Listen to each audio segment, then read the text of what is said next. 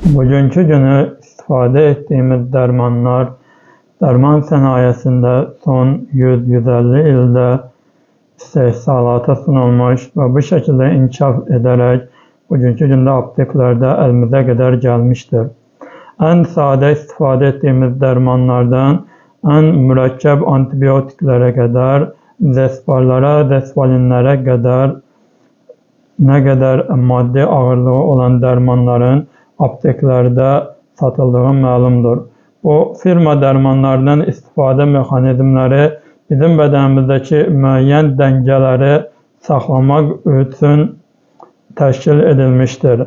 Yəni xəstəliklərin artması əksəriyyətlə bədəndə normaların pozulması ilə bağlantılı olaraq düz mütənasib şəkildə artmışdır. Baxdığımızda son 30-40 ildə sənayenin və texnologiyanın sürətli inkişafı ilə bərabər dərman texnologiyasının da eyni səviyyədə inkişaf etdiyini görməkdəyik. Bunun isə əsas səbəbi dərmanlara ehtiyacın bədəndəki müəyyən dəngələrin pozulması ilə düz mütənasib halda getməsidir. Baxdığımızda bundan 50 il əvvəl obez deyilən bir xəstəlik olmadığı halda günümüzdə bir çox insanın öz bədənində artan kütlənin, yəni yağ hesabına və yaxud da pis xolesterin dediyimiz, keçən videoda da anlattığımız LDL deyilən pis xolesterinin artması hesabına bədəndə toplanan yağların müəyyən hipertansiyon və ya digər hipertenziv səbəblərə yol açması, damarlarda tıxanmalara yol açması və bu kimi bir ümumi səbəblərdən dolayı bədəndə xəstəliklərin artması vəziyyəti müşahidə edilməkdədir. Dərmanlar isə bu günlərim həmin bu pozulmuş normaların normaya qayıtması üçün istifadə edilməkdədir əksəriyyətlə. Məsələn, keçən videoda da dediyimiz antiblokatorlar, beta-blokatorlar əksəriyyətlə bu blokada edici təsirə malikdirlər. Yəni ürəkdə məsələn kalsium kanalı blokatorları var. Təsiri yavaşladaraq damarın genişlənməsini və qanın daha rahat axmasını təmin etməkdədir. Eyni ilə həzmi də daha yaxşı hala gətirmək üçün istifadə edilən müəyyən dərmanlar vardır. Məsələn, Festal kimi hamımızın tanıdığı məşhur olan dərman əslində son 60-70 ildə istifadə edilməyə başlanmış və piyasa dediyimiz ümumi ticarət bağlantılarına sunulmuş dərman vasitəsidir. İlk dəfə 50-ci ildə Avropa piyasasına sunulmuş dərman 60-cı illərdə etibarən kütləvi istehsalla sunulmuş dərmandır. Bu dərman, yəni Festal ilk dəfə Hoechst AG deyilən Alman şirkəti tərəfindən 50-ci illərdə istehsalata sunulmuşdur. Sonrasında isə Hoechst AG Aventis deyilən Fransız şirkəti ilə birgə hərəkət etməyə başlamış və filialları da Fransada böyük kütlələrə xitab etmiş və Fransanın ən böyük şirkəti halına gəlmişdir. Ta ki 2004-cü ildə Sanofi şirkətinin bu şirkəti satın almasına qədər.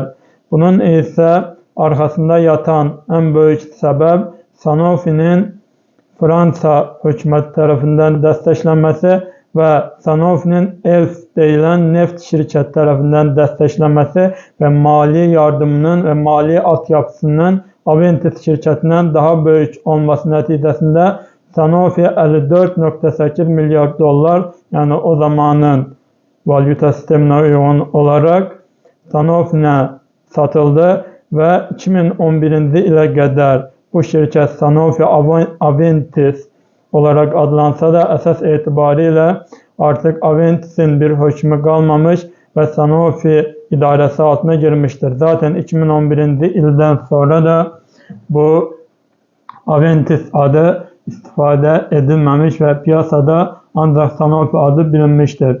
Bu isə həmin dövrdə Fransanın istəyi üzərinə öz milli şirkətlərini böyütmək təşəbbüsü altında gerçəkləşdirilmiş projedir.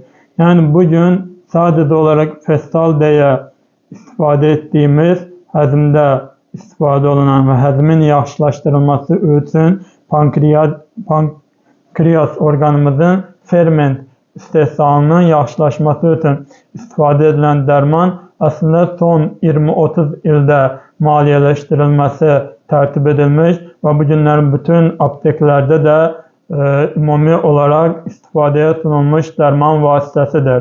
Festalın tibbi olaraq təsir mexanizminə baxdığımızda isə həzmdə olan yavaşlamalar, mədədə olan həzmin düzgün getməməsi prosedurları kimi hallarda qəbul edilməkdədir.